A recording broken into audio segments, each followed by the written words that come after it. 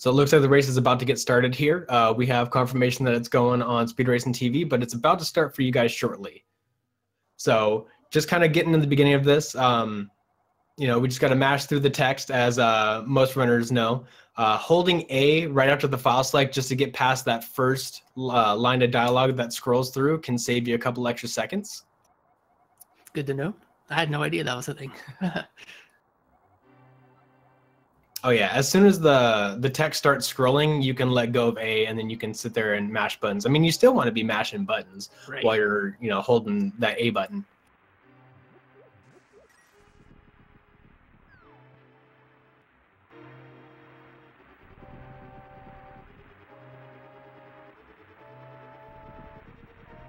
So starting out with escape, just trying to optimize tiny movement to this courtyard.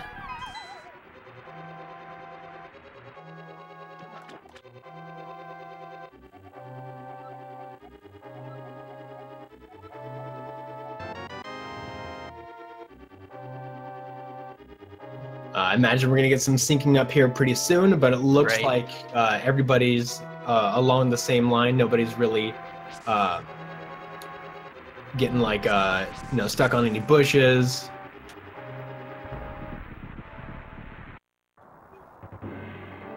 Yeah, I mean, escape can definitely be pretty nerve-wracking. Just at the beginning of the race, you know, there's a lot of little things to like, keep in mind when moving. A little bit of luck involved with the enemy movement as well. Yeah, we saw our first glimpses of the RNG that this game's going to throw at you with those green guards in the courtyard just after you get that sword. They can move a different, various different paths, and unfortunately DRock got one of the worst paths and got poked.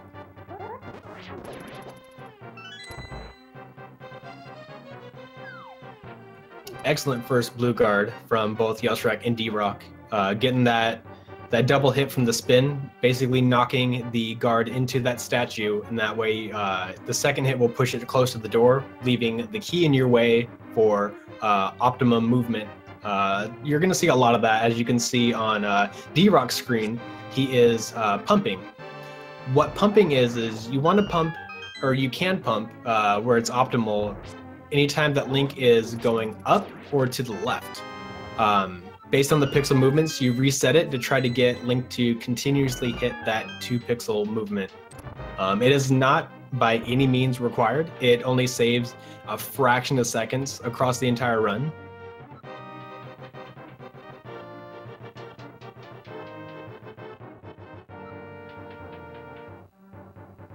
Yeah, it's one of those things that takes some time to really just get used to, but once you get it, it just becomes second nature. Both players going for the 8 sword slashes on the ball and chain guard.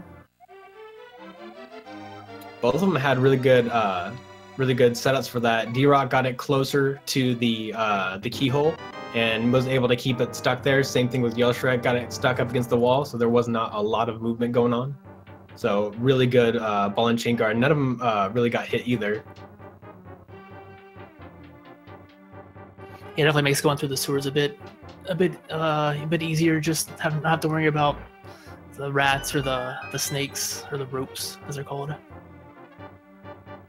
But I mean, I imagine most of these players have gone through escape so many times it just becomes, like I said, second nature. You just can do it in their sleep if they wanted to.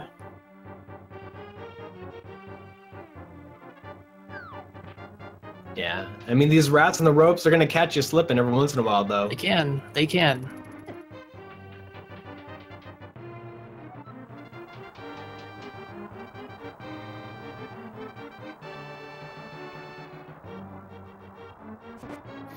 Yes, the lamp is required. It doesn't allow if you don't pick it up.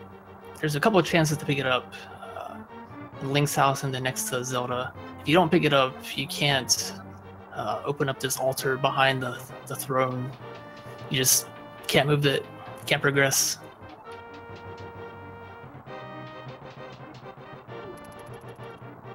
Yeah, the game will let you know. You'll come up here to try to push it, and you'll usually ask yourself, why is nothing happening? You open up your menu, and there is a lamp missing. Right. certainly happened to me, and I've seen a couple other people it's happened to. It's usually one of those things that like you get a couple of runs in, stuff's not going your way, and you're just trying to like make the best of the situation, get another run in, and then you just kind of get in like the habit of just kind of like, you know, going through the motions, and you end up getting Zelda to talk to you first before you get the chest, and it's just so easy to leave that behind. And you don't even realize it until you're up there, like, man, well, gotta start over. Getting back on the pumping topic, this is where you actually benefit the most from it. Water slows down your movement to 1 pixel at a time. Being able to utilize those pumps will get you through these areas much quicker. And the other area that's coming up pretty soon is unlike manual staircases like leading up to Eastern Palace, the upper parts of Death Mountain, you definitely want to at least just pump one direction while you're moving up, so that way you can benefit from climbing those stairs, and that actually saves time that is comparable to your run.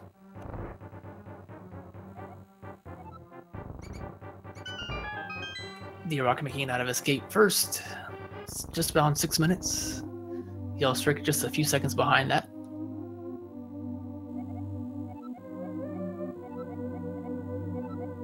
Hopefully none of our racers get stuck on the priest here. Right.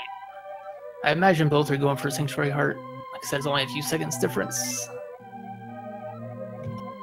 And it could make that extra heart could be a factor later on. They both do. The biggest benefit is that it refills your health. That is the most attractive part about it. If it didn't refill your health and you were at full hearts, I'd imagine that, you know, skipping Sanctuary Heart would probably be a little bit more attractive to some people.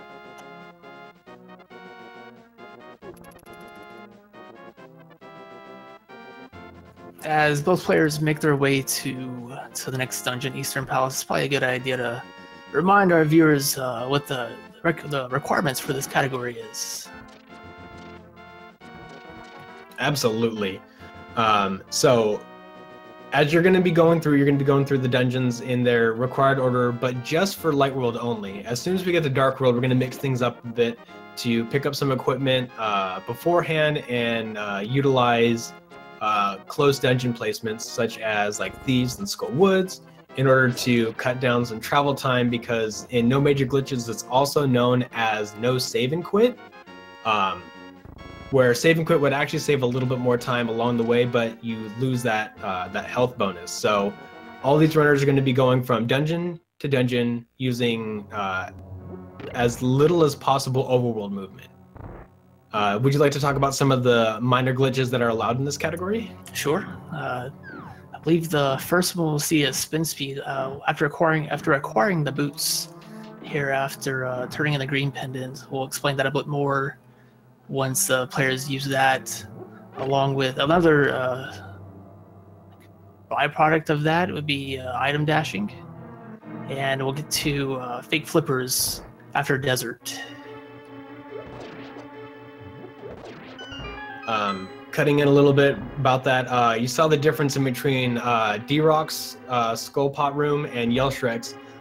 What they're doing is they are picking up the pots and they're killing the locations where the enemies are. They're currently hidden, but after you cross a certain trigger line, it will spawn them. And what you're trying to do is eliminate them before they have a chance to come into the screen. And that will allow you to get through that room. There's 4, I believe, skeletons in that room, and allows you to defeat just 2 of them, and then allow you to get through that room. Yeah, it saves a bit of time having no one defeat 2 as compared to 4. Just it's a little bit tricky at first, but once you get it down, it's pretty standard for Eastern here. Coming up next is the first major damage boost. They're gonna hit this, I don't know what that's called, and then hit the after taking damage, using the iframes to hit that pressure plate to spawn this chest. Normally you have to go through and defeat all the enemies in this room. It takes a bunch of time, but you're able to hit that pressure plate after damage boosting onto it. Yeah, there's a few different damage boosts that we utilize throughout the game. That is, like you said, the first one. You'll see a couple of them along the way. The other big noticeable one that is utilized in the game is in Mire, and we'll touch on that once we get there. Definitely. Yeah, DRock had a little bit of trouble with it, but he was able to recover. He was able to get the damage boost without dying, and that's the important part. Yeah, it's also important to notice that DRock picked up the extra safety arrows on the way to get the small key that leads you into the big key room. There's 5 arrows on a pot below the door.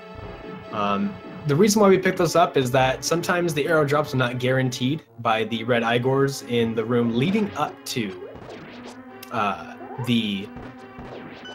Armos battle. Yeah. Yeah, leading up to the Armos battle, my mind blanked for a second. Oh, definitely. That's why there's 2 of us here. And so you definitely want to, see exactly. Yelsraek didn't get it. DRock got it, so DRock's entering this fight with 30 arrows. Which is more than enough. I believe 23 is enough. The minimum is 18. Okay, good to know. So both really good Armos fights. DRock able to actually catch. We're actually right there, neck and neck now. Both really good Eastern Palaces by both players. On to the next big item, which is the boots. Yes, the big movement item. A lot of people love the boots. I know there are some people out there that have emotes dedicated straight to the boots, and I've heard a couple of what are those for the shoe meme. Based off of the boots, or based with the boots.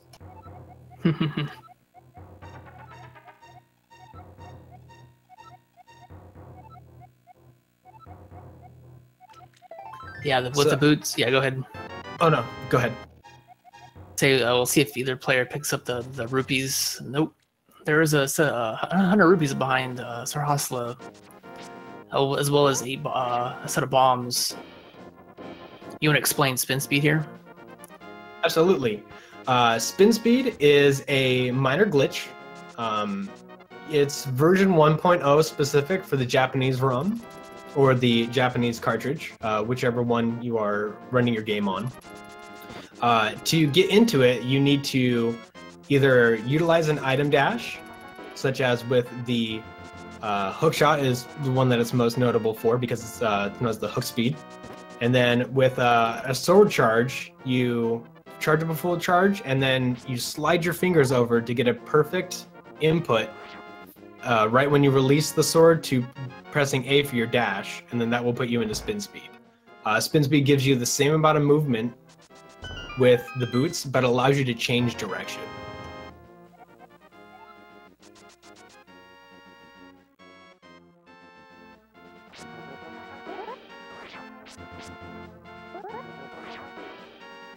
But to touch on what you were talking about with the Sahasrahla rupees, the 100 behind him are guaranteed. Plus, it's nice to have the 3 bombs there, because if you're going to go for those 100 rupees, you might as well spend a couple extra seconds, pick up those 3 bombs, and that'll make it so that way your bomb jump is a little bit safer, and you'll have a little bit extra bombs for insurance for things like, getting the ice rod, getting through Ice Palace for the Ice Palace bomb jump. But both these runners are going to be doing something called the Rupee route. We'll touch on that when it's more relevant post-Hera. And let's talk a little bit about the segment that's coming up right now, Desert. Sounds good. You want to go on that? Because I'm blanking here. No worries. So they had to go get the book, because the book is what allows you to read these tablets, and it opens up the doorway. This is the location where they're going to be picking up the Power Glove, allowing them to pick up heavier rocks. Not as good as the Titan's Mitt, but we'll be getting that one shortly. And this is the base of operations of probably the most frustrating boss in this game, Land Mollusk. Yeah, you'll see the players picking up specific pots, looking for additional arrows. Stock up on those for the fight.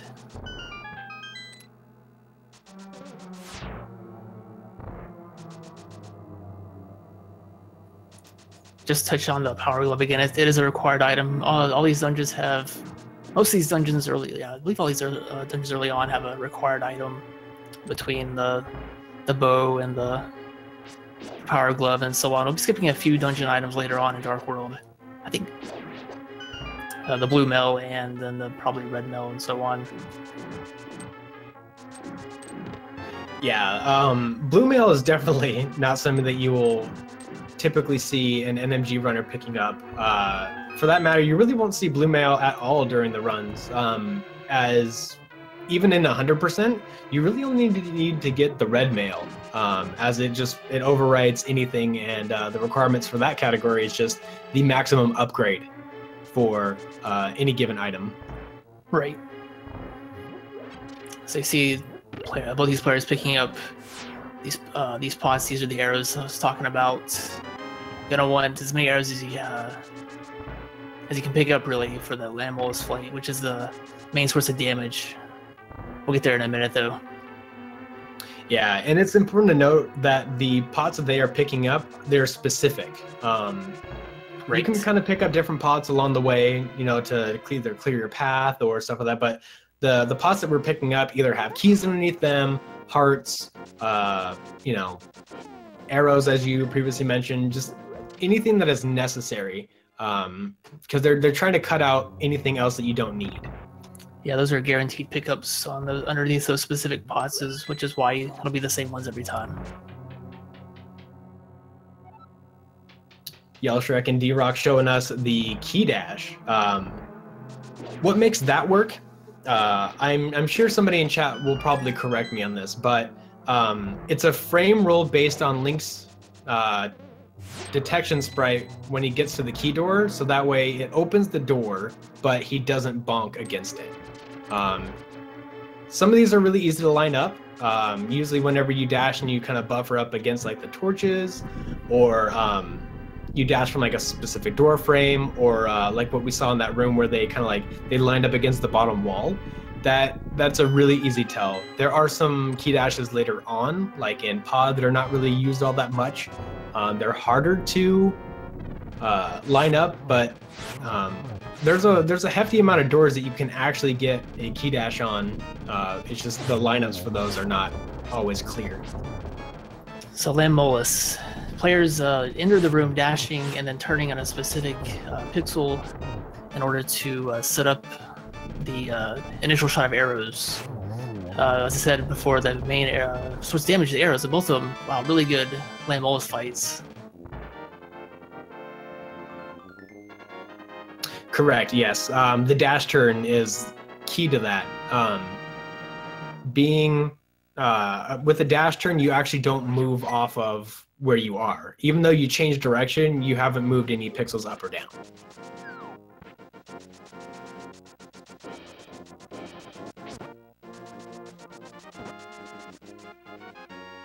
So heading over to our next minor glitch, Fake Flippers. Both these players just neck and neck here. Just to quickly go over what Fake Flippers entails. You sort of trick the game into letting you use flippers before having them. You do this by entering the water and transitioning just a frame afterwards. You see on yelsraek and now on DRock's side. And that allows you to use flippers in this whirlpool to travel across the overworld a bit quicker than normally. Yeah, and I was getting a little worried for DRock. Fake Flippers is definitely a glitch that you do not want to get hit in. Right. Since you transitioned, the game thinks that if you get hit, it's going to try to put you back where you entered at because you're not really supposed to be swimming.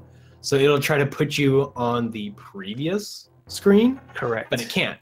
So it was talked about in like the beginning of the announcement of this tournament. If you get hit and stuff like that, you're allowed to save and quit, but there's a penalty involved. With this one, I believe it's just you get to save and quit, go back to Link's house, and then continue on your merry way. But as we get to the bracket stages, they will have to go back, touch that bush, and then proceed however they feel like. Right. Otherwise, it's a reset, and at this point, you haven't saved the game, so you'd have to start over from the beginning.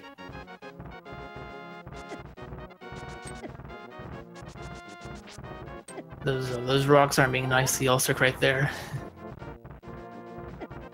Now that they're being nice to DRock, both of our runners are heading into Hera really low on health. Yeah, and those mini Moldorms can do 1 health of damage, which can be troublesome either before or after the tile room. It's important to note, death warps on the overworld that seem advantageous for time are not allowed.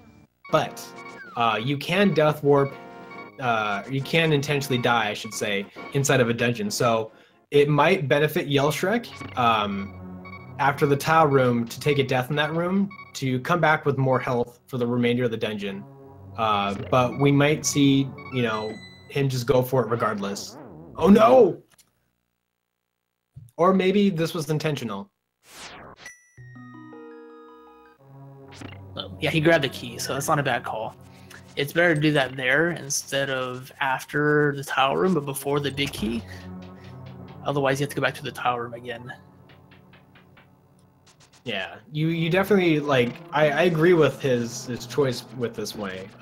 You know, just not taking any chances in the tile room because there are 3 mini Moldorms in the next room.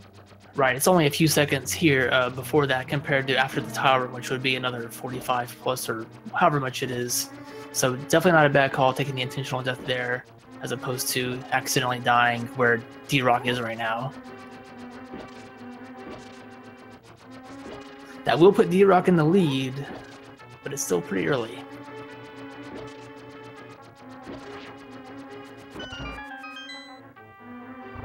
Yeah, I wouldn't say anybody's really in the lead until we get past Light World, because both of our runners still have to go against Moldorm, also known as Trolldorm, and the Aghanim 1 fight, which can be a really good equalizer. You know, you could be having a really good Light World, and then you get hit with 9-10 blue balls, and then, you know, there goes your time saves. And we'll explain what that means if you're unfamiliar with that once you get to that fight. So DRock is going to set up a bomb jump here.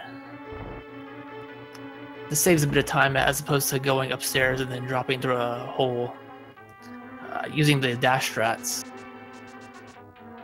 So if you line yourself up on a set of pixels and set a bomb down, you can use the damage boost from the bomb to clear that gap. Unfortunately, oh man! Yeah, unfortunately, he's having some trouble with these fire-breathing enemies. Only 1 heart though. I don't think he has. Oh no! And he's trying to dash through that bumper. Yeah, I don't think I've ever seen those little dodongos Oh no! like really troll somebody that badly. They almost got him again.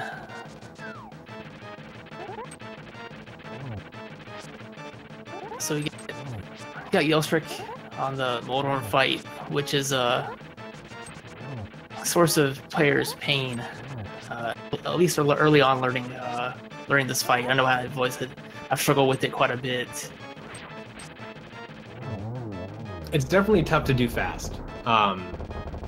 There's been a couple of resource videos put out there. I know that Greenham did a couple of learning sessions where you could, you know, AMAs, and those should be up on his channel. You can go check those out. Talked a lot about Moldorm and how the tail will always follow the pathing of the head. And if you want to kind of like follow it along, as long as it didn't stop at an edge, you can kind of sort of like get away with staying close to Moldorm and getting in those slashes on the tail pretty early. Both players able to make it through. Yeah, unfortunately, DRock was unable to get past those bumpers cleanly. You have a few pixel gap where you can actually dash through that bumper without bouncing off of it. Fell twice, that's why he's a little behind, but able to get through Moldorm with a little trouble here. Meanwhile, yelsraek is setting up for what you call the rupee path. Oh no! That's unfortunate. So the trick to the rupee path, or the rupee route, either way works, is so you pull this tree first, and it's going to have the blue rupees, which is the tier 2 bonus, which is defeated any 4 enemies and took damage. It resets every time that you pull one of the trees or pull one of the like the statues, anything that drops these. And the second tier is, or the top tier that DRock is setting up right now, is defeat 4 enemies without taking any damage, and that will give you the red rupees. Unfortunately, yelsraek got hit by the crow on the outside of it, so when he pulls this tree, it's more than likely going to be either blue or green rupees. And there's a couple of different backups. There's a tree right inside of the Hyrule Castle Grove. If he can manage to defeat 4 enemies and not take any more damage, then that will be red rupees. Meanwhile, you know, the last line of defense is to just go all the way to you know, the pod area, and then just mirror, and then go back into Sahasrah's. Yeah, the importance of the rupees is you need 110 in order to access House of Darkness, which is the first dungeon in the Dark World. Or at least 110. Sometimes if you happen to get hit by the Kiki the monkey that's your guide into House of Darkness, he'll take 10 initially. Then once you get up to the entrance, he'll take another 100. And you don't want to get up there without those rupees, otherwise you have to backtrack and find some elsewhere. Yeah, and I definitely want to reiterate that it is important that you pull the tree on the way to reset yourself up for the red rupees, because even if you were to, like, you know, get the 4 kills, you would still have to. Oh man, that's unfortunate. Yeah. You'd still have to pull it, and you'd only get the blue tier. So unfortunately, yelsraek got hit again on the way to the backup. So I think he'll have to go to the, I think the last backup, right? Yeah, as you mentioned it's before, definitely going to be Sahasrah. There's not enough rupees along the way, and not taking any damage in Aghanim Tower to try to get the tier pull off of the statue on the outside of it it's not unlikely, but it's just very difficult. 2 different strategies here in this double ball and chain guard room. Yeah, DRock utilizing these sword beams, allowing him to kind of catch up to yelsraek here. All the hits that he took, and you know, losing those beams, it does make it a little bit slower. But we did get to see both of the strategies: the Din Din strat from yelsraek, and the sword spin in either 2 arrows or 2 beams and an arrow will defeat those guards, and then you can set up the guard on the right for a spin into the wall. Did either player set up the manipulation for the fairy drop in Torrock in the room after that? I missed that. I think that DRock is a good candidate for that, as he dashed through those fast guards in the second room. yelsraek had to do the spin, but I did not see any fairies drop from it, so yelsraek could still have the prize pack lined up.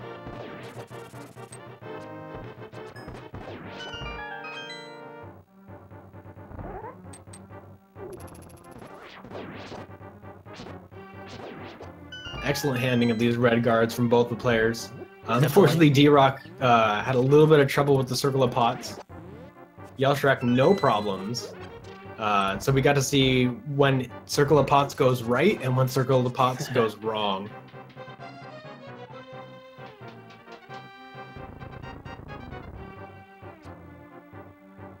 That's a good point. Yeah, yelsraek grabbed the mushroom, so he'll be picking up the magic powder in Dark World when he gets an opportunity.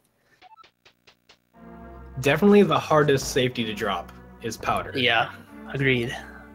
So there's so many Dark World dungeons that have anti-fairies or bunny beams that you can hit for a full health refill, and some of the dungeons, specifically like Thieves, which can be a bit of a problem. You could definitely help kind of like equalize your time loss in places like Thieves, T-Rock, Mire. and even Skull Woods with that powder. So on to Aghanim. It's another source of RNG early in the run that could make a big time difference.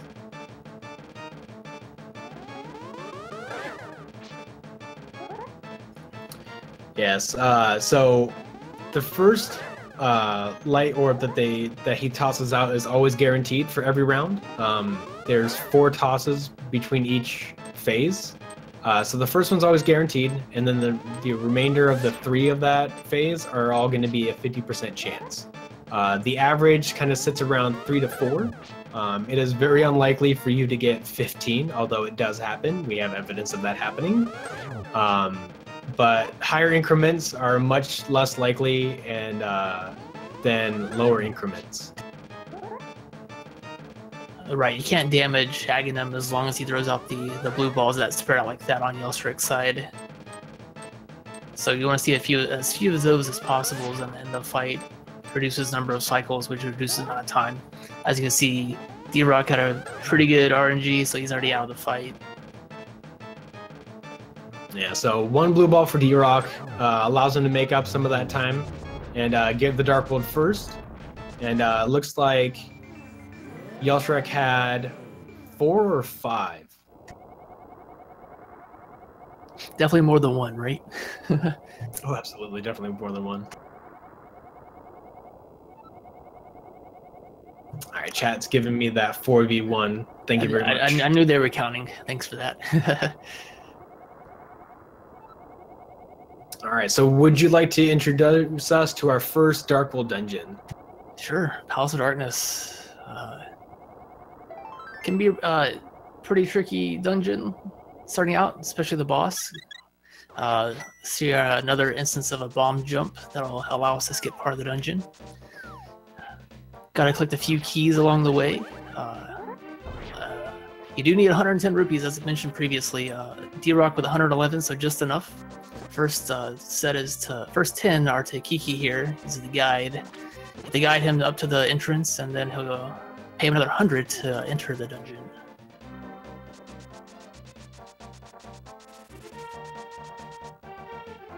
What DRock was setting up there was something called the Kiki Dash.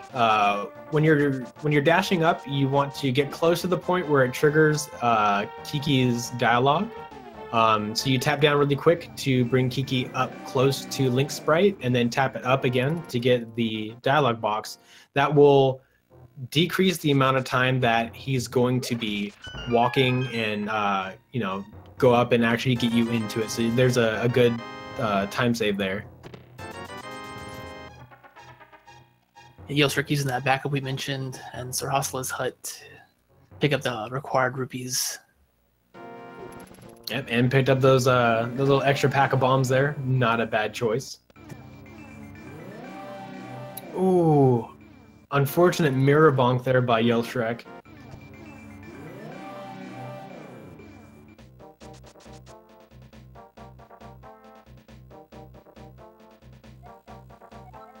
That's also an interesting thing that just happened to him. So he was in his iframes, and NPCs don't interact with Link when you're in your iframes. So coming out of that mirror, there was I apologize. It's yelsraek. I just got corrected on the pronunciation. I apologize.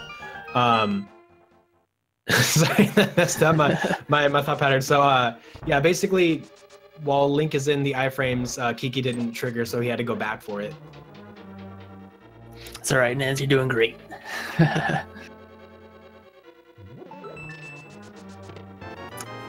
So DRock is about to set up this bomb jump. You want to explain that?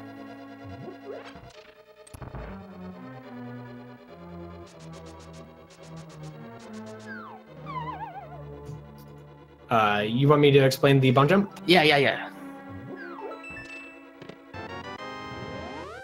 Okay, so the bomb jump is a very precise double pixel perfect jump.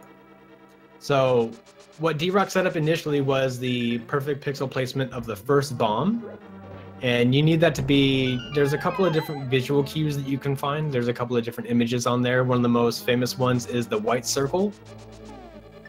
The second perfect pixel that you need to place is where Link's sprite is. So with the combination of that bomb being in the right spot and Link being in the right spot, allow you to clip essentially that railing and get over to the big chest. Right. That allows you to skip another small key and going through another part of the dungeon. Yeah, I think it was tested that even with I think it's like some absurd amount of buffers, like 20, it's still faster than going all the way around and picking up that key. Yeah, see on yelsraek's side, he's going for it as well. Normally you have to go past this falling bridge, and then to the right and downstairs you'll find another key, and then through the dark maze. And this bypasses all of that. You see yelsraek setting up the pause buffer, trying to get on the right frame to drop the bomb, then get Link into the right position before the bomb explodes and before the bridge falls. It's also important to note the way that yelsraek is doing it. Yelsraek is using the sword out, so that way he's minimizing the amount of pixels that he's moving. A lot of people will choose to use diagonal movements, that way you're only moving 1 pixel in either direction, or they'll use sword buffers.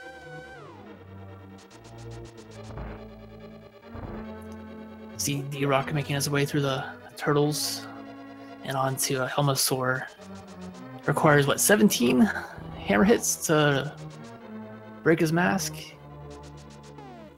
That is correct. I'm interested to see if DRock is going to go for any hammer hits on Helmasaur, but it's 3 hammers and a spin is the fastest way to kind of get through, or you can do 4 spins, as it looks like he's getting ready to do. Oh no, he actually got a hammer hit in there. So 2 spins and 3 spins and 1 hammer. Beautiful Helma fight from DRock. Let's see how yelsraek handles the Mimic Room. Yeah, not a bad pattern from Helmasaur. He can shoot out fireballs that spread and then whip his tail around. Can do a lot of damage, and you get caught in a pattern where he dashes towards you and there's fireballs and then a tail whip. Could out it pretty quickly.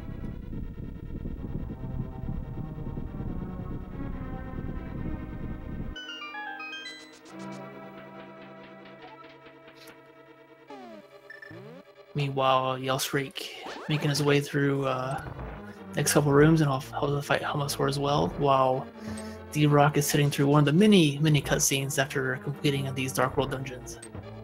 Yeah, we didn't get a touch on this because we were talking about some of the glitches, but yelsraek is going through this this little turtle room and handled it very nicely. That is kind of the pattern that you want to see, getting those turtles flipped over, getting that spin to kill 4 of them at the same time, and the left-right to get yourself out of that room, in and out real quick, just like the way we like to see it here. Yeah, very well executed there. We'll see what Helmasaur has in store for him as well. Yeah, DRock got some good RNG with it. Let's see if yelsraek is going to get that same good RNG, and we already have 1 fireball going out.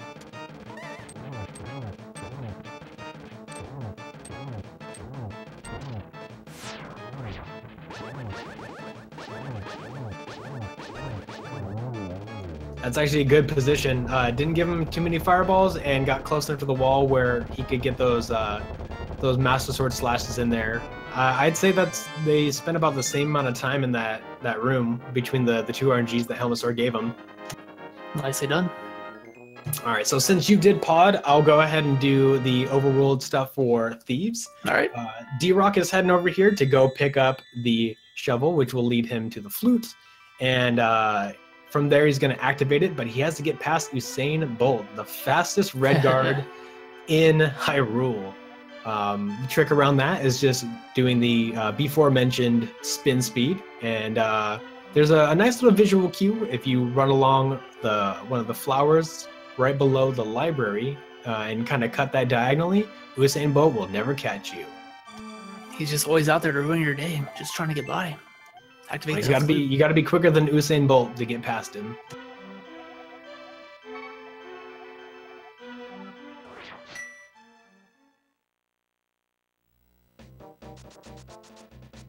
DRock gets by. Nicely done.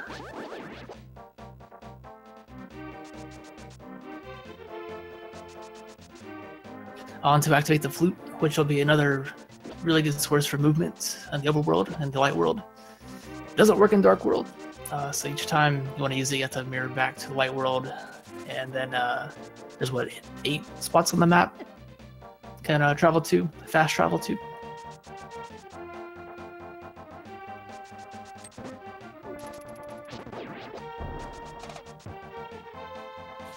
So on the yelsraek side there, so a hammer dash, it's item dashing, by pressing the, while having the hammer equipped and pressing the Y button and the A button at the same time, you do what's called an item dash, and allows you to hit all 3 of those pegs, hammer pegs, at the same time as you dash over them.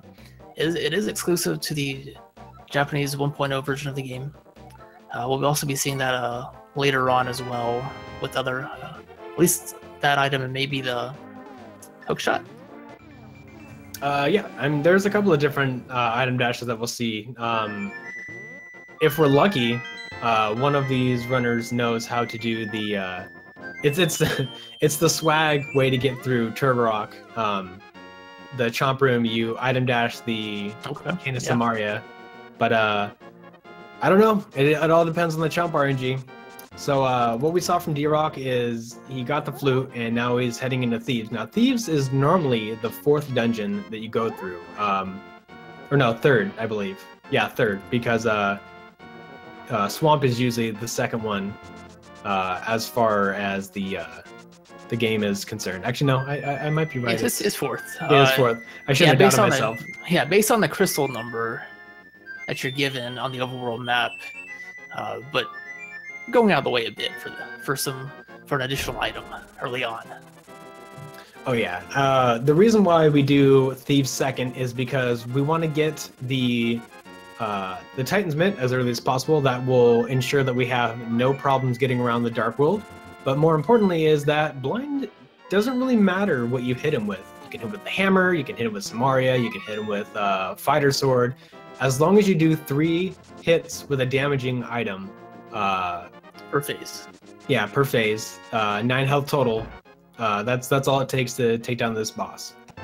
See a bit of a route divergence here by yelsraek, picking up the magic powder, which safety item. Nothing wrong with that. Just gonna help him maintain health throughout some of these dungeons by using it on anti-fairies.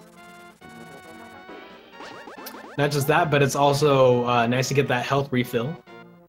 Yeah, definitely.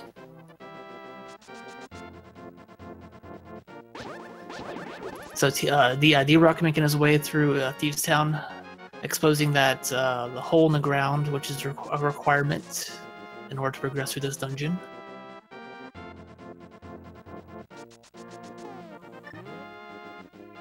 DRock's taking a little bit of punishment throughout this dungeon. Luckily, the horse heads, the blue ones, and even the red ones too, can drop some hearts along the way.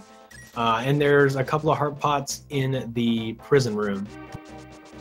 Right.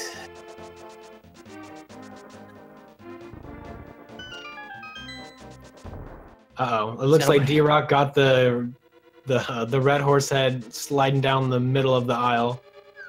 Yeah, something you really don't want to see, because he'll continuously shoot those beams as you make your way through the backside of that area, and you gotta just watch out for that as well. DRock picking up those Titan's mitts on his way to fight blind, while yelsraek picking up the big key here in Thieves Town, following suit. DRock trying to get the swag hit right there on that switch with that item dash. Picking up the extra heart just before the fight. A little bit extra buffer there.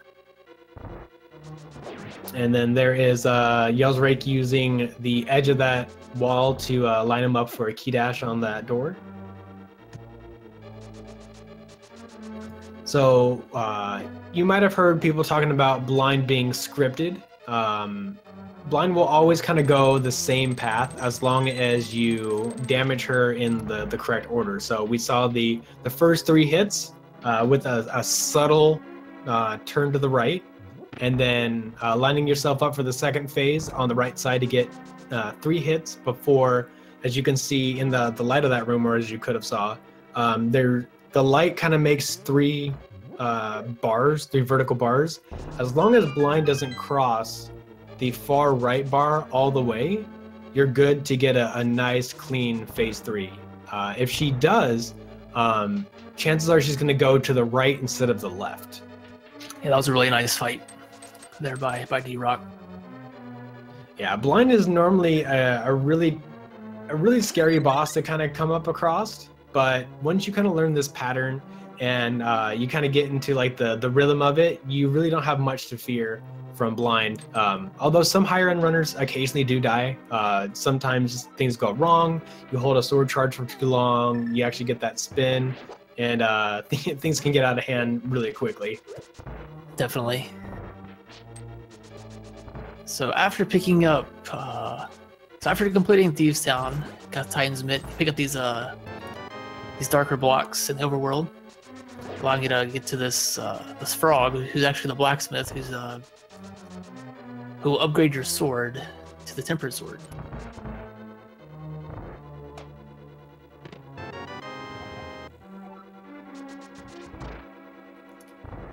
So even though you pick up the Master Sword and it's the sword that defeats Evil's Bane or whatever the game wants to tell you, the tempered sword is a bit stronger. Which is why we pick it up here early and then use it on dungeons that wouldn't necessarily come to, or wouldn't necessarily use it in a standard playthrough.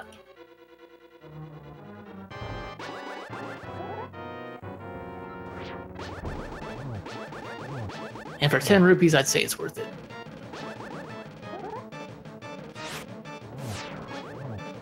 See yelsraek fighting Blind as well onto the setting for phase 3. And there's what I was talking about, a little bit late on the phase 2 hit, so Blind rested in the center of that light. But the greatest thing about learning this, if you get the grasp on at least the first 2 phases, the fight is still significantly easier. Definitely. See DRock picking up a few sets of 300 rupees. Still haven't picked up flippers yet, so flippers cost 500. That's the greatest source of rupees, at least in a short area or short amount of time. Pick them up there and on the way to Skull Woods. Absolutely. The reason why is not only just because ice is next and you need the flippers for ice, but this dungeon is pretty far away from any other dungeons that you would try to like chain together. So we'll be mirroring after this dungeon and fluting to 4, and then that way it'll allow us to pick up Quake from Quakefish, and it'll also allow us to get the flippers and then take that portal to Ice Palace. That's the overworld movement that's coming up next. But right now we saw DRock having some trouble in the Gibda room. That was the wrong kind of stuck mummy. You don't want the mummy stuck on the statue. Or on you, right? Oh, absolutely not.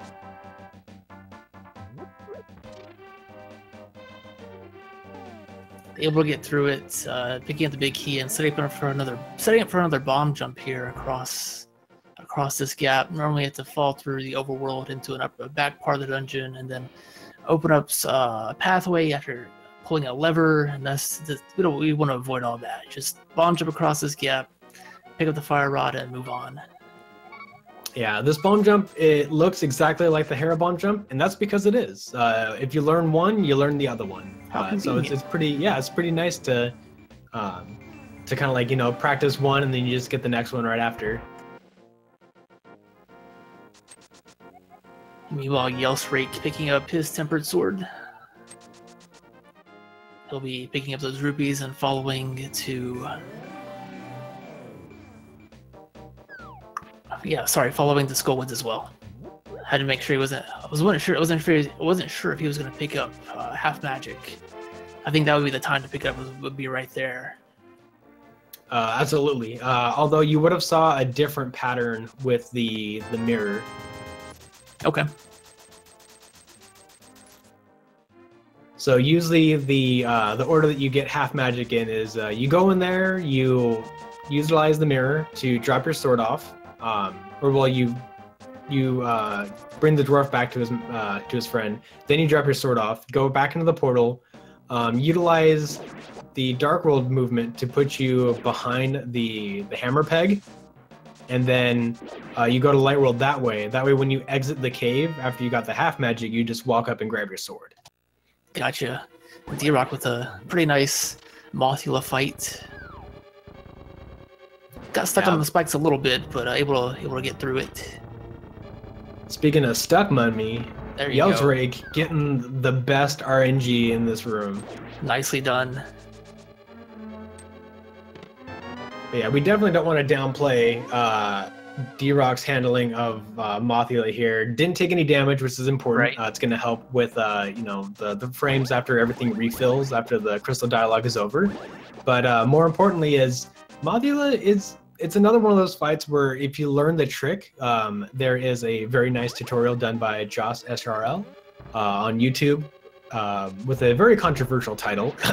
So if you follow that kind of execution of it by dashing up and bonking against the center tile, you can sometimes get a double hit on Mothula, because as we know, there's a lot going on in that room. The floor is moving, spikes are coming at you, and you can't hit Mothula against the spikes, as DRock did against the Gibdo, because the spikes do the same amount of damage as the gold sword, or also known as the butter sword, which is why Mothula in the vanilla version is completely immune to the gold sword.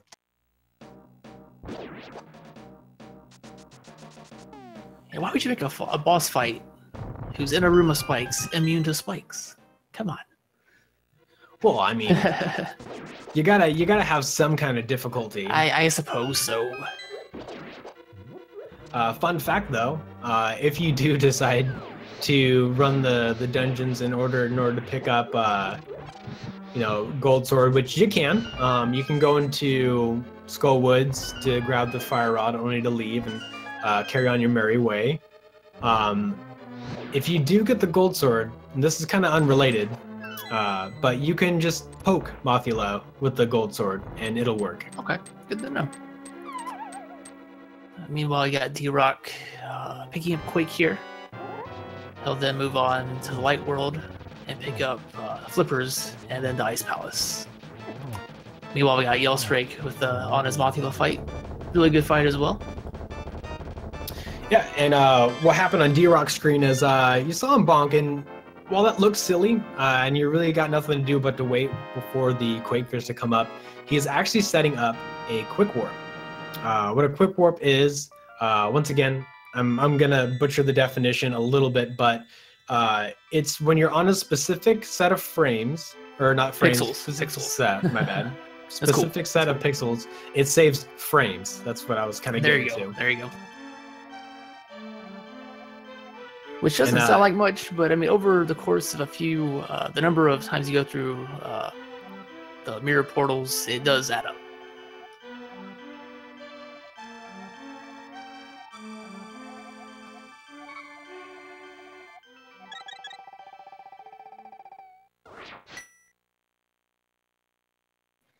So DRock's got his flippers. He's gonna head over to this whirlpool and on to Ice Palace.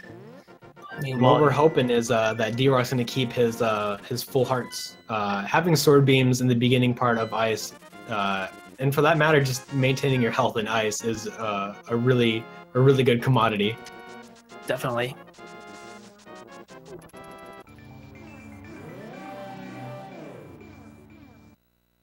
Awesome. Thank you for that information. It saves about 12.5 seconds. I'm guessing that's if you get every single Quick Warp. Okay.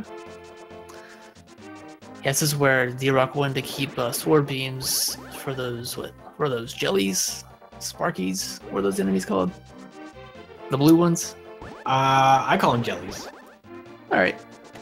Yeah, one of them's got a key,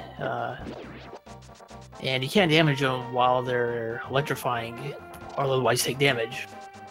So sword beams make it really easy, or you can use a fire rod, but it's a little bit slower to do that.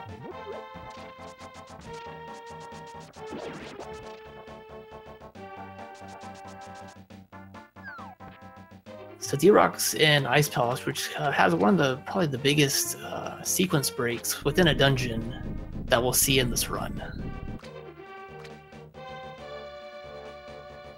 And that's the Ice Palace bomb jump. It's got to take care of these Salphos first.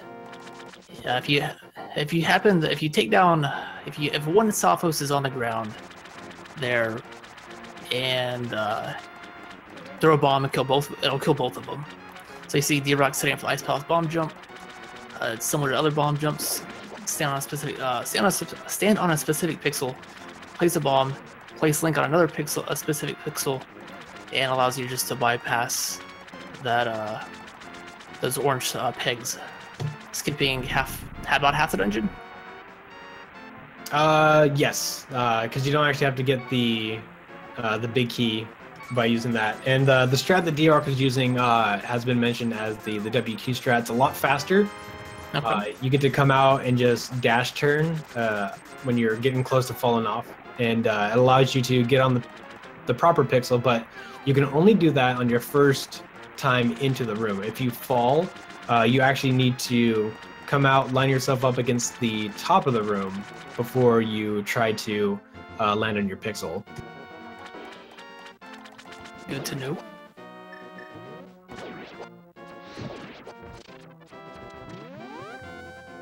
So Ice Palace, really short dungeon with that bomb jump, bypassing the big key, and the dungeon item, which is the blue mail, which I imagine most runners will be skipping as well. Yeah, I honestly cannot tell you where the big key is in Ice Palace. It's got to be somewhere in there, right? I hope so. People tell me legends that there's a big key. The fabled Ice Palace big key. I just don't believe them. It's DRock making quick work of Cold Stare. Just enough magic to destroy his outer exterior with a fire rod, and then a well-timed sword spin, and then get him into that, get Cold Stare into that corner and just mop up after that. Yeah, DRock really took it to those cold woasties.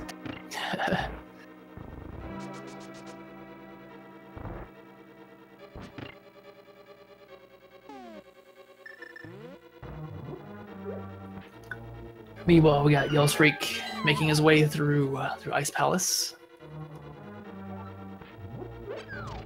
Doing that strat that you talked about earlier, setting up that bomb in that spot, coming up to the bottom of the room, lining yourself up. If it looks scary, but if you try it, and you'll actually find that the Skulltulek or the Skeleton Knight can actually hit you if you're all the way flush with the bottom wall. yelsraek setting up the bomb jump as well. There's quite a few setups for this, isn't there? There's a lot of them. There's a big guide out there that shows, different pixel placements and where you need to line up. And I also like that strat that yelsraek is doing. That's a kind of a backup strat. Holding the wall will help you not move so much when you take damage from the lonely fireball. You definitely don't want to take damage and fall into one of those pits after making that bomb jump. You'd have to go back and redo it. He does have to be a little bit careful here, a little bit low on health, but he does have the magic powder, and there is an anti-fairy a little bit out of the way, but close enough to where he might want to refill on health here. Yeah, it's just one room up north. Meanwhile, we got DRock on his way to Swamp Palace. Utilizing another minor glitch to make blocks disappear. See yelsraek using that magic powder, picking up that fairy mentioned. Yeah, in order to you want to explain how to remove how the mirror removes blocks? Absolutely. So while a block is moving in the version 1.0, you can actually utilize items. So you'll see like the hookshot be used through it, fire rod be used through it. But in this case, we made them completely disappear. Now this is something that you can do in caves and rooms such as the room for the dam to drain it. You don't want to be doing this in dungeons. If you do it in a dungeon or if you do it in the overworld, you will mirror. If overworld, of course, if you are in the dark world, that is. Yeah, you definitely don't want to use it in a dungeon. You'll get sent back to the entrance, and that could be a big time waste. Yeah, yelsraek, scary cold surf fight. Let him get out and float about the arena, but handle it quite nicely with just enough health to take, or could not take any hits from cold surf. Cold surf does 4 damage to you in green mail, so really scary fight. This is definitely one of the first hurdles for anybody kind of getting over, even if you have safeties. Able to get through it though. He'll get his crystal and on the health refill and on to the next dungeon, which is Swamp, where DRock currently is. Home of the hook shot. Don't forget to hit the switch here. I've done this many times myself. Just forget to hit that switch and switch the pegs. Try to get to that big key and you're blocked. I always do the insurance check. Where DRock is going right now, he's going to enter that door, and I always look and see if those blue pegs are raised. If they are not raised, I immediately go back up to the room where that switch is and hit it. Good call. That's even worse because it does have that there. You can make sure that you've hit that switch, but I just walk right by it. Just not even thinking about it. Now it's interesting. yelsraek is deciding to go the same order that DRock is going. After ice, you may see some runners choose to go get ether and or ice rod, because sword beams are not as important in Swamp Palace as they are in Mire. There's really no, like, there's a little bit of a time difference, but you know, being able to ascend the stairs with the hook shot and sword out versus just being able to ascend the stairs with the sword it's not going to like make or break a run between runners. It's a small time save overall.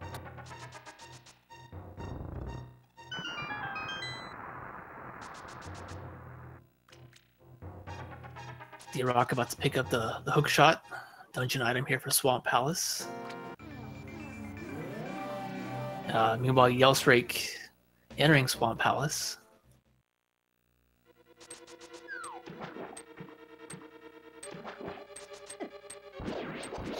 Pretty short dungeon overall. It feels long, just because there's so many different movement hurdles. You know, you got all these little puddles of water and pleasure swimming. Of course, all these things are going to slow you down. You really want to, like, if you're going to be in a straight shot of water, you definitely want to be dashing. So even if if it looks like a short distance, the difference between dashing that short distance and walking that short distance actually makes up seconds.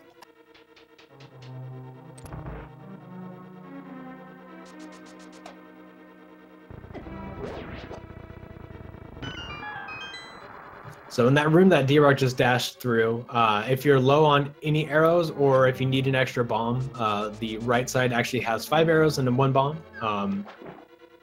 Another reason why some players choose to go get ice rod and or ether is if they're leaving Ice Palace and they only have 1 bomb, they want to make sure that they have another bomb lined up for like Mire, because that is another place that you absolutely need your bomb for.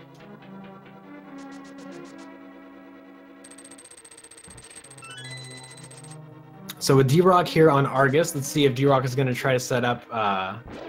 Oh no, he's just going to go for the spins.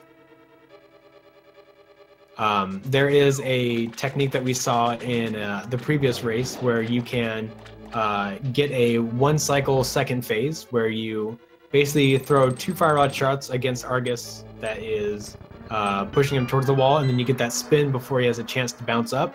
That will defeat Argus in 1 phase. What's the timing for that? It's pretty small, right? I think the difference between the phases, it depends on which direction he decides to go after he lands the second time. It can be anywhere from, I think, a minimum of about 6 seconds. Okay.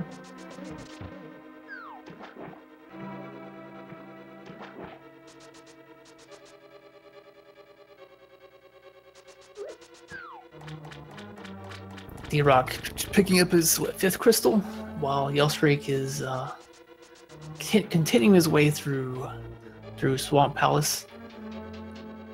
Now, typically the game wants you to come through Swamp after House of Darkness, so enemies here do a little bit less damage as compared to Ice Palace, so it's a bit easier in that sense. Yeah, but I mean, doing Argus with Master Sword and on top of that having less health, this dungeon is still really scary. There are no anti-fairies, right, and no bunny beams in this entire place. So powder is completely useless for you here, unless you really just want to turn an enemy into a little jelly blob. But yeah, having Tempered Sword here makes the Argus fight a lot easier. Meanwhile, DRock heading up the mountain, gonna pick up Ether here, the tablet outside of Hera, and then on to where's the Ice Rod Cave for the Ice Rod.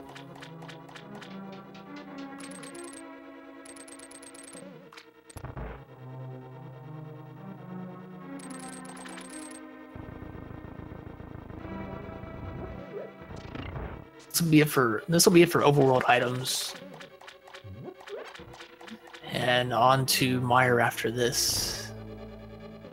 Yeah, if you don't grab overworld items, the only ones you are picking up is your Ice Rod, your Ether, and your Quake. Well, I guess the Master Sword too. Yeah, I guess that counts. That's a required item, though. I guess they all are required. These are all required items. Master Sword was so long ago, though.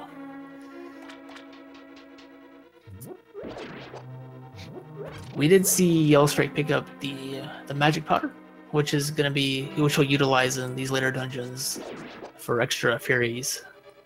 Extra heart refills. The last 2 dungeons here, G Tower or not G Tower. Well, that too. That's another one. But Mire and T-Rock, they can be really mean. Definitely. Enemies here do a lot of damage. Both of these dungeons, normally the game would be like, oh, you have blue mail, right? So we can increase the damage on some of these enemies. Specifically, the Wizrobes can do 4 hearts of damage to you.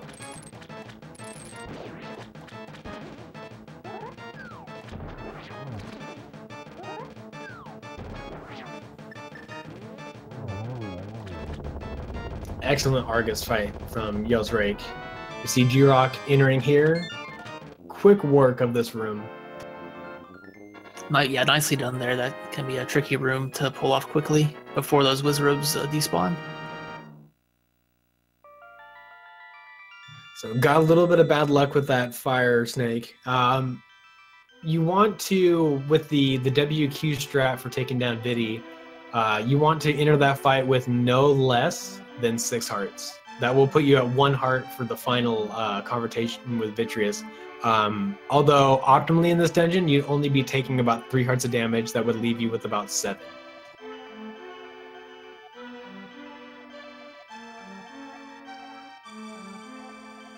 Yeah, players will be utilizing a strategy where you want to take intentional damage during the fight in order to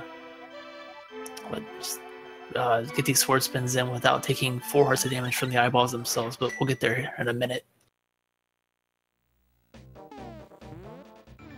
DRock using the fire rod as the blocks are being pushed, as Nenny's mentioned earlier.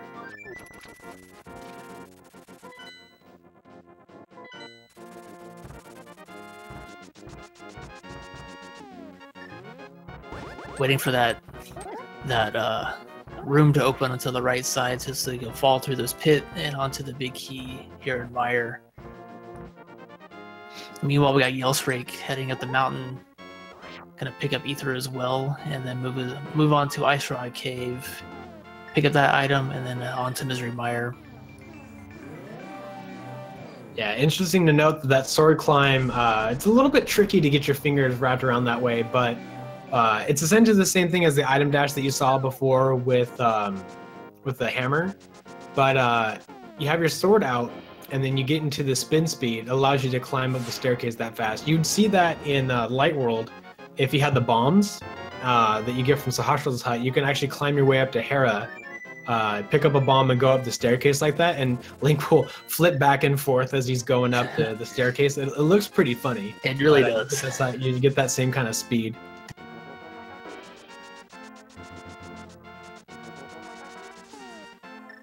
Oh, DRock having a little bit of trouble here. This was the damage boost that we were talking about. So you want to get hit by the spikes, and then you're going to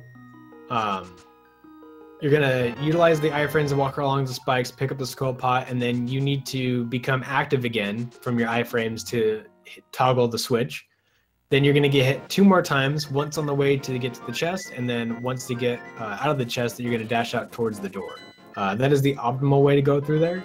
Alternatively, if you're a little bit low on health, there is another key on the bridge that you can pick up. Kind of interested to see if yelsraek goes that route, so we can show it off. If not, you'll see it more likely at some point in this tournament. And unfortunately, DRock had a little bit of trouble using that Cane of Samaria block on the pressure plate. I just didn't want to stick, and then the fireballs in that room were just giving him a little bit of trouble as well, but able to make through it. Unfortunately, on his 5 hearts right now, going into the Vitreous fight. Yeah, I think the trick to that room, if you're going to be dashing after you fire the Cane of Samaria, is to be closer to the right side of that, so that way the little fireball will just kind of miss you. So you want to explain how Vitreous works, or this fight works? Yeah, so DRock's going to come in, slash left, and it looks like he decided to go a little bit shallow, so that way he didn't take so much damage. So the first wave is to go a little bit farther in order to get... That was really close. Oh, wow. Man, that was scary. Using some pause buffers to avoid that lightning. And then you're gonna want to slash the sword down, walk over to there's on like the lower part of that pool. There's an area that you just kind of want to queue up with. That'll help you with lining yourself up to get your second spin in, and then you'll move over to the right side, get your third spin in. Hopefully, you'll have maybe 1 or 2 eyeballs left that you can just hit with one arrow each, and that will give you the 0 cycle Vitreous. That is the safest way to get through and the fastest way to get through that fight. Alternatively, really alternatively, there are other ways that you can kind of handle it. There's a safe spot where you can kind of walk along the slime on the far right wall, and you can kind of hold your sword out and just fire your bow and arrow, kind of like heading as many eyeballs as you can. That's usually something that we'll see if our runners are a bit low on health, so you don't have to dodge the lightning, you just have to dodge the eyeballs. Yeah, definitely not a place where you want to take a death, having to traverse through Mire again and then fight Vitreous again, so nicely done pulling through there. Yeah, every Dark World, the bosses, it's really troublesome to try to get back into. Plus you have to, battle your personal ego whenever you get that. Oh, it looks like DRock's trying to go through the drive-thru, but he's getting stuck by he's gonna sit there and wait. There's a line there, just a half-hour wait for your food.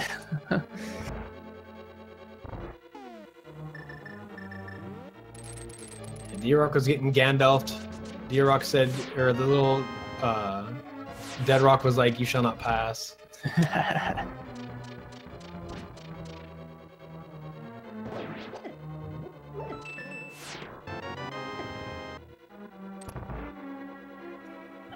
DRock making his way up to Turtle Rock, which is the final crystal dungeon.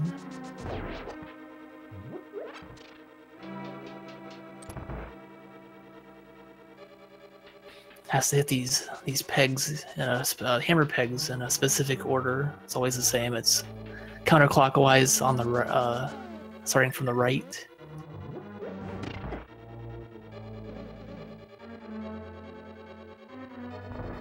This is why I picked up Quake earlier to activate the entrance. Meanwhile, we got yelsraek making his way to the back part of Misery Mire, hitting the switch, and then on to the next room, and then to Vitreous. Yeah, I gotta say, yelsraek has been having a much better time than poor DRock did with this dungeon.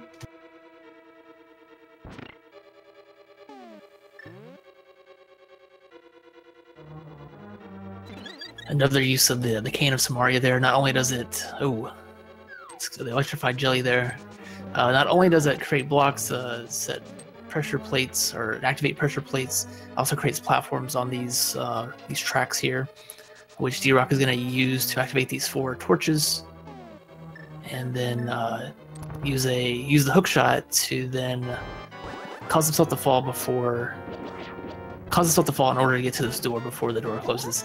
That is not the intended way to do that, but it's definitely a lot faster. yelsraek kind of showing us the genuine gist of the WQ Vidi strat, but it's interesting to note that you can actually start shooting Vitreous as he's emerging from the pool. So you don't have to wait for Vitreous to get all the way out of it. You can actually start shooting it right as Vitreous is like emerging from it, and he's invulnerable the entire time. DRock's been having a little bit of trouble. He got hit by the Sparky Woosty.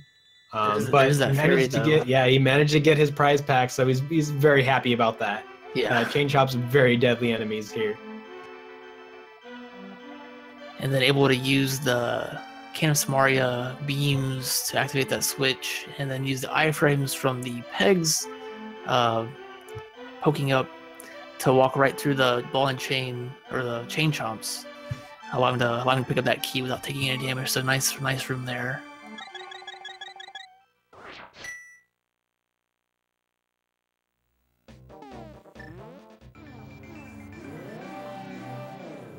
Meanwhile, yeah, yelsraek gonna flute back up to Death Mountain and on the way to Turtle Rock.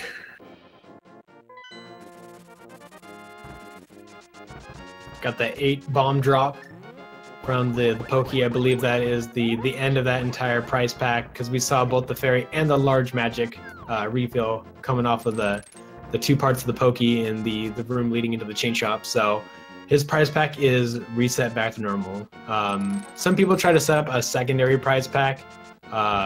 No, sometimes G Tower does not go very well, and maybe you want one of those little mini Helmosaurs in the last couple of rooms to have a chance to drop a fairy.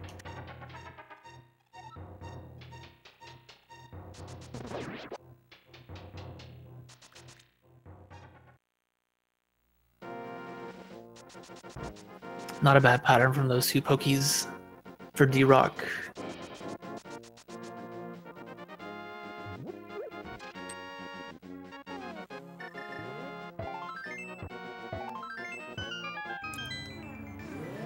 DRock once again using the invincibility frames after hitting that switch, or being on those tiles after hitting that switch to allow him to walk through that rolling pin. Yeah, having sword beams in that room is definitely the fastest way to get through here. And then we're going to see DRock taking 1 hit of damage. He doesn't have to, but it's a little bit faster, because if you're on track with this, he's only going to take hit from that one. Otherwise, if you want to be a little bit safer, you can utilize the hookshot of all items to allow you to keep the fire bars still moving. You'll stay put, but while the hookshot is moving, you actually are invulnerable to all damage. Now, whether or not the item that's going to damage you is still there when the hookshot comes back to you, that's something that can happen. We've seen a lot of people die, not in this tournament, but just in general runs. I've watched a couple of my friends, unfortunately, take a death to Ganon while they're waiting for the hookshot to come back to them, and a fire bat just crosses their path. Yeah, never fun. DRock able to get through the laser bridge without issue. And on to Trinex.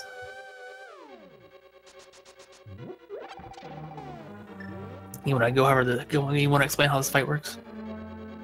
Yes, DRock is going for the backdoor strats here.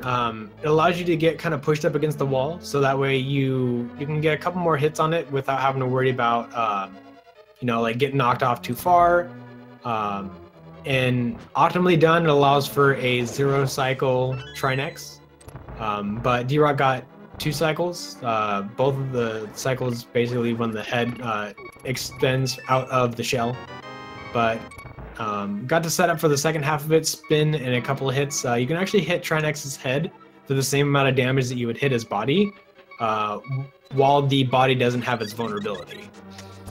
Yelsraek having a little bit of trouble in the chain tromp room, but this is why he picked up the magic powder for this instance right here. There's a couple anti-fairies in this room and the next room, able to refill some hearts there. Yep, and picking up one of my favorite pots to pick up in the game that has 5 extra arrows. Often you'll find yourself, on the path to G Tower, and you need to make sure that you're going to have enough arrows to not only take down the Ice Armos, but also prepare yourself for the Mimics. Now, there's plenty of places for you to get refills of arrows. There's 10 right by the Bob chest. There is 5 also in that room with the Bob chest, and there's going to be 10 naturally in your way. Also, the second Mimic room also has 5. So you have a couple of different places where you can pick up some arrows, but and let's not forget the 10 arrows in the room where the big key is. So you don't want to go into the Mimic's room without the arrows, because it's going to take you a long time to get the arrows and get back. Definitely. But I don't think any of our runners are going to run into that problem.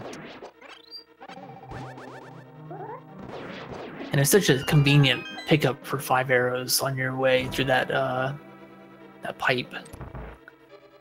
So DRock's picked up his 7 crystals in Dark World onto Ganon's Tower. Yelsraek making his way through Turtle Rock.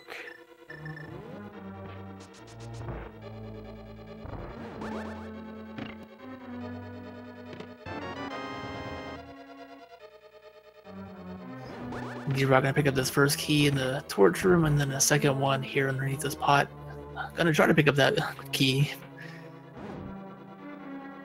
And I know we skipped it, but Yelsraek is actually Yelsraek is coming up on the laser bridge skip. So if you wanted to touch on that, sure. So normally the game wants you to have the mirror shield or typically the mirror shield at this point, and it'll allow you to just tank these lasers as you walk through them to pick up this small key.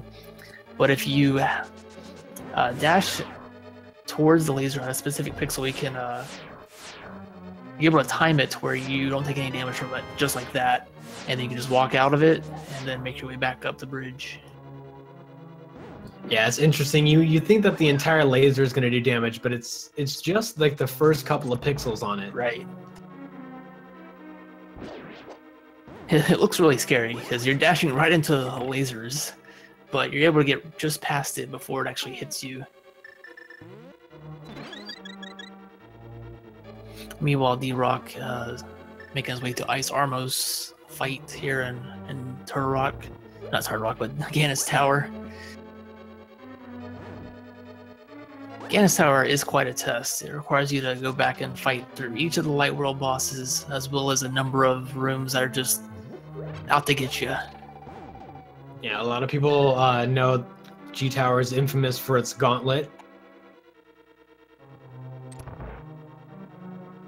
Moldorm 2 is also here. Lanmo 2, although with Lanmo you have a big advantage, as you have both the Tempered Sword and you have the Fire Rod, so you can Definitely, get through that fight much quicker.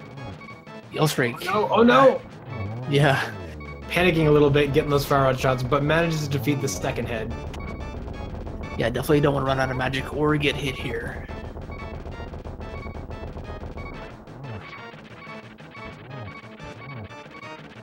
One more hit.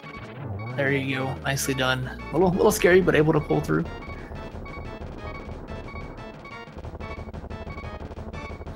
DRock with the next couple of Mimic room here. I was about to say the same thing. Get out of my head. Seriously.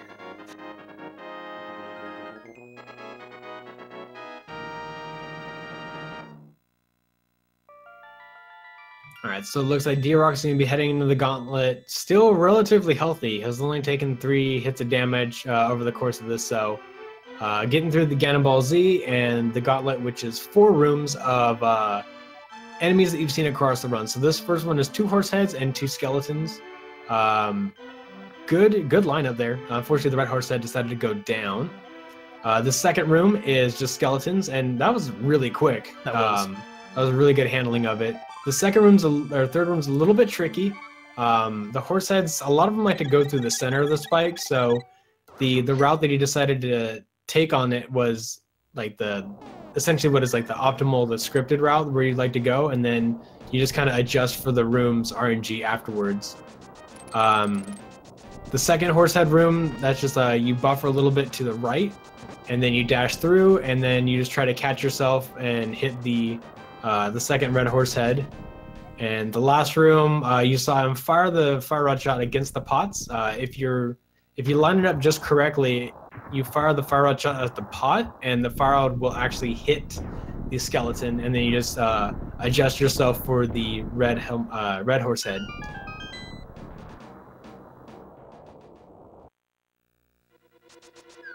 DRock also took out Lamolus 2 there. Quick work with the fire rod and the temper sword, as mentioned previously. A little bit of trouble with these whiz robes. Those are whiz robes, right? Something like that. Some variation. Yeah, those ones are this. They're a different sprite, but they're the same enemy as the ones in Mire. Yeah, it's really weird. A lot of the enemies here in G Tower are familiar, but like they're either reskins or they're like given a different weapon. Gotcha. So DRock had to go this route as he was really low on magic, so he had to go for the bottom torch first, so that way he can light all these in the way. Ooh. Oh no! That's not good. He's gotta wait for those torches to reset. Hit him again. He just missed that door barely. Yeah, but he's on a good timing right here, so and he's got a little bit of time to play with against his opponent. They're both in the same dungeon, but barring any huge issues, DRock has got a little bit of time to play with. No problem with the second torch room. I saw the yelsraek do a bonk against that wall near that portal. That just allows him to skip, go into an extra room. Yeah, there's a couple of different ways that you can achieve that. You can do the bonk, which is not that hard to line up. It just takes a little bit of movement practice. You can also wait for the beetle to hit you, and you can damage boost across it. Or if you're low on arrows, you might want to choose to actually go through it yourself. Right. You just go through it, but you have to buffer a little bit to the right. Otherwise, if you just hold straight up, you're just going to go through the portal and wind yourself exactly up at the top of the room that you were just in previously. DRock takes down Moldworm 2 as yelsraek picks up the big key and up on his way through the gauntlet. Yes, let's see how yelsraek handles the mimics and the G Tower gauntlet. Meanwhile, DRock on Aghanim 2, getting 2 hits that first cycle and 2 again on the second. Nice lineup here. I kind of like yelsraek's mimics here.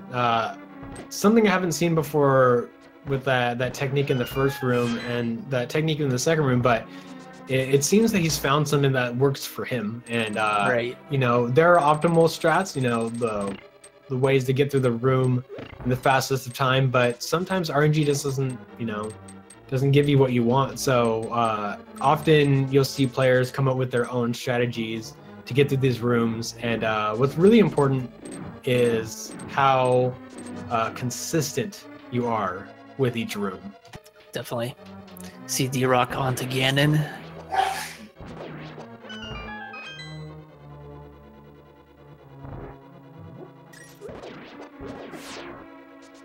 He's got a good setup here. Got the first phase done.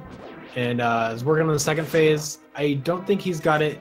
Oh, he does. He's got Nice. a 1 and a 1. So already in phase 3 here, giving him the business with all these warps.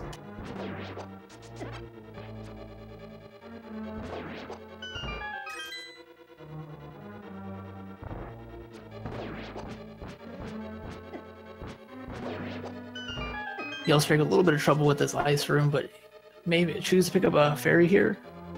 Yep, refill on hearts and then onto land mollusk 2. Meanwhile, DRock into the final phase of Ganon's fight.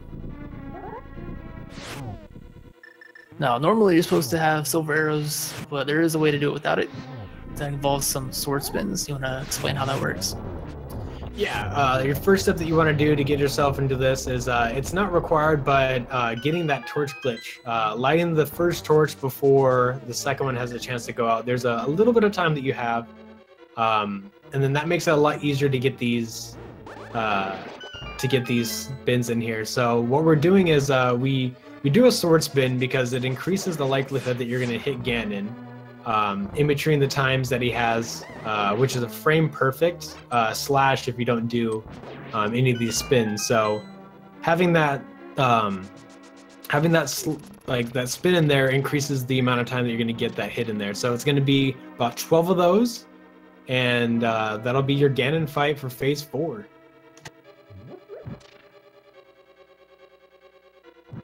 Nicely so DRock through the door with an official time of 1 hour, 30 minutes, and 54 seconds. 30 minutes, man, that was fast. That was a really good. that was a really good race by DRock here. His opponent, though, not that far behind him. No, not at all.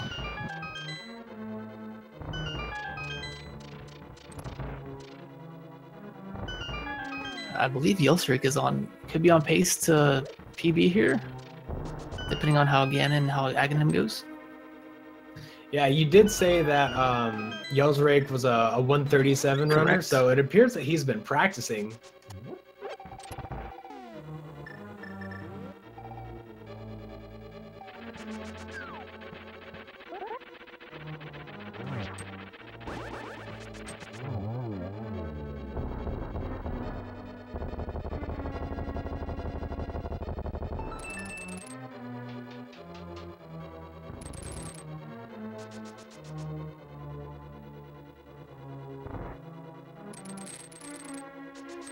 See if DRock wants to get in here for a interview.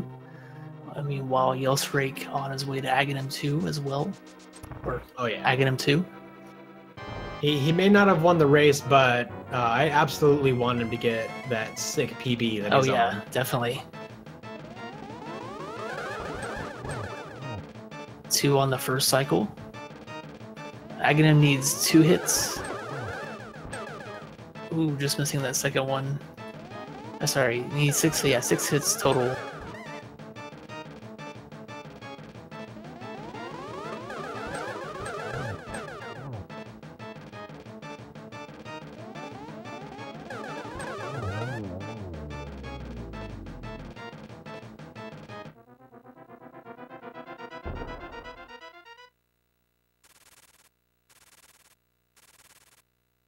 So yelsraek able to take down Aghanim 2 on his way to Ganon.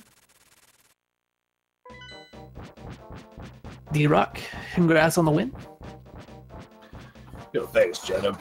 It was a tight race. Yeah. yelsraek's gonna hopefully get this dang PB that he deserves after this nice run. Yeah, it's looking like it. Just needs a pull through with Ganon and he'll have it. Yeah, give him your energy, chat. Root on yelsraek here as he takes on the final boss, the big blue pig. So DRock, how did that run feel overall? Overall, I'm very happy with that run. It was sort of up and down in places, but overall, I'm really happy with the way it unfolded. I'm happy to get a run within like a sub 131 at least, like 130.50 by my clock. Yeah, I'm happy with that. But obviously, I need to hit the practice a little more, and I need to drive that time down more. Yeah, solid performance overall. A little scary with that Vitreous fight. That lightning bolt almost got you there. Oh my god, dude! I was standing up, like almost yelling at the TV, like, oh, like when I dodged that lightning bolt, I was like, oh shit.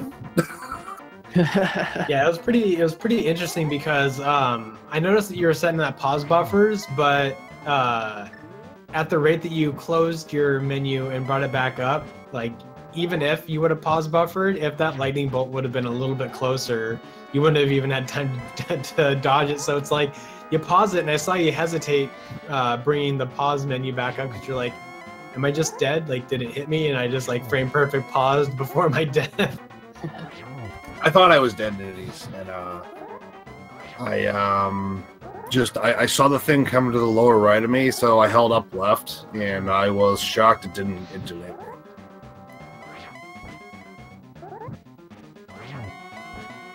Got yelsraek here with just a couple more hits. What's his timer looking like right now? 135.30. Yeah, no doubt he's on all kinds of nerves right now. So just energy. Yeah, all right, last getting hit. down. This is going to be a beautiful PB for yelsraek.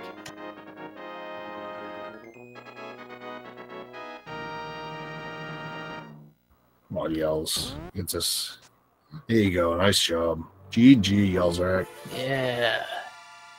Beautiful PB with a 135.49 and a race time, finishing a little bit under 5 minutes just behind DRock with a 135.50. Amazing run, yelsraek and DRock. If that lightning bolt had hit me, that race could have gone much differently.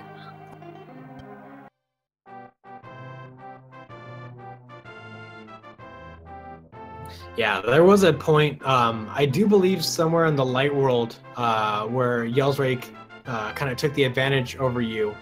But unfortunately, grabbing the safeties is not really necessarily a time loss. If your opponent dies, then you can kind of keep that pace without having to worry about too much. But unfortunately, just some RNG, getting hit by too many enemies, had to utilize powder a lot, so that'll slow you down a little bit. But I mean, you can't deny that yelsraek put on a fantastic race for us.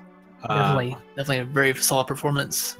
Oh, good race, and it's like I'm pretty sure DRock, you're gonna look back at like this video. Like I'm not sure if you're eager to watch it right away, but I mean, like I kind of would, and like I'd be nervous, like looking at this guy, like, all right, he's I think Jitab is probably a little bit nervous, like looking at this time, just got this nice PB. He's in my groups, like, oh man, a little bit. Yeah, he put up a heck of a fight. Much props to yelsraek. I mean, he just got that. He got a PB, right? That's a PB for him. All right, so I mean, that guy's gonna get better and better and better the more he runs, and he's definitely one to watch out for going forward.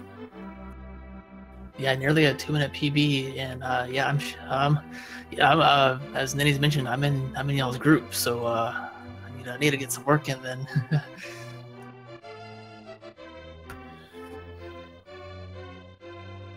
Yeah, for sure.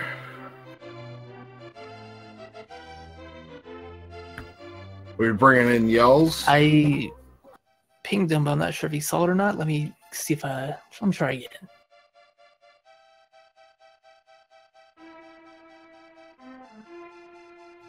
He got in here. Oh, there we go. There he is.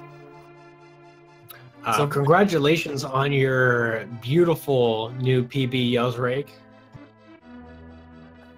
If you can't talk, remember to switch your Discord to push to talk. Yes. And then you do need to take yourself off of mute in order to utilize that push to talk. Right.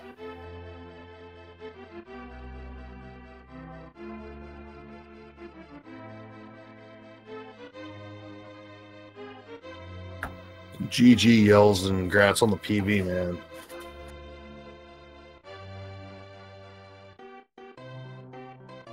Yeah, both of you guys with a beautiful deathless run, despite all those woasties in your way. This ghosty woasty's gonna get out of my way. I heard Mutsky say it earlier and I wanted to say it. Ghosty woasty. It is fun to say. Okay, I think it's working now. Yeah. Hey, there you are. GG.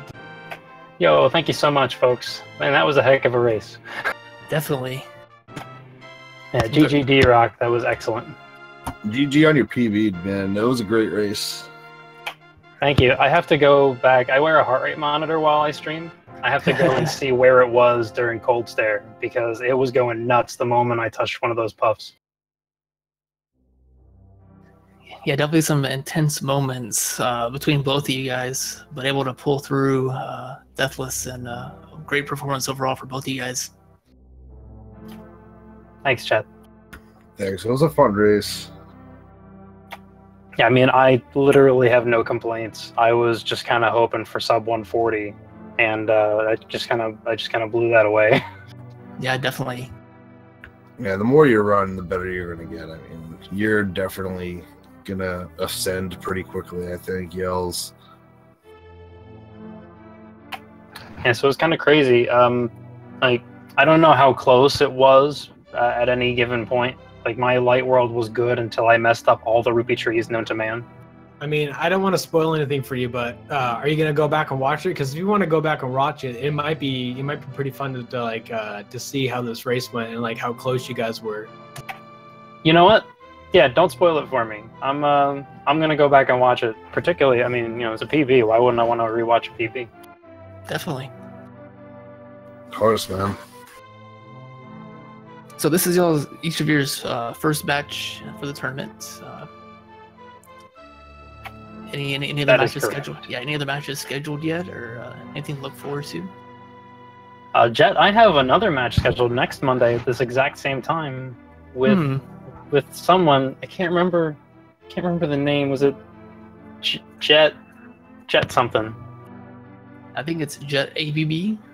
There we go. That's good. See, you bailed me out on the pronunciation. It's funny. Ninnies and I were talking about that before the race started, and about how do you pronounce your name? I don't know. Just go with something. Yeah, that should be fun. I mean, Yeah, I know you guys are all in the looking same forward to it. group, and I feel like the odd man out. Do I need to give you guys the room? No, you're good. You want to moderate? You got anything? What do you got, Ninnies? Mods are always welcome. Oh God, I'm being put on the spot. I gotta go. Ninny's is here as the special guest referee for the group Snapdragon There you Brawl. Oh, so Free for yeah. all.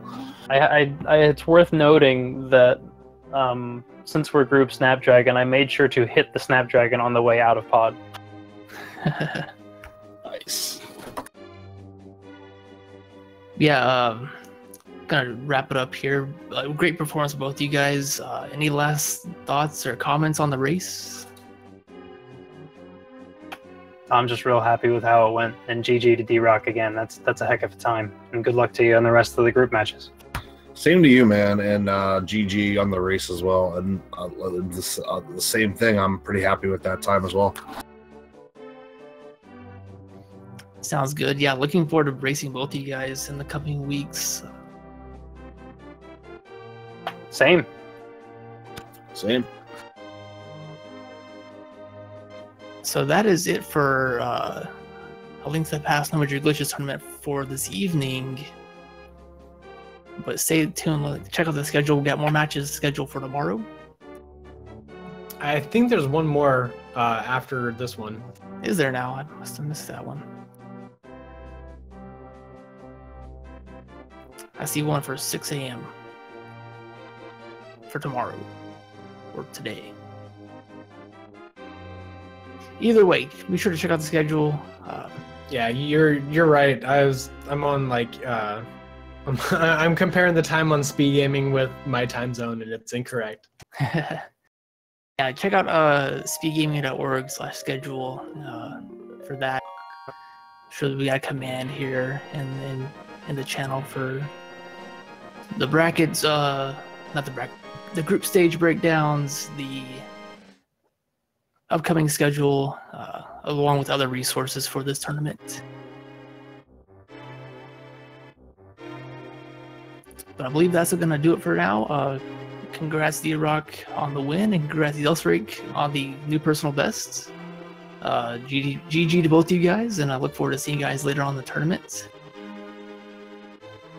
Thanks. Have a great one. Minis, any last words? Just these.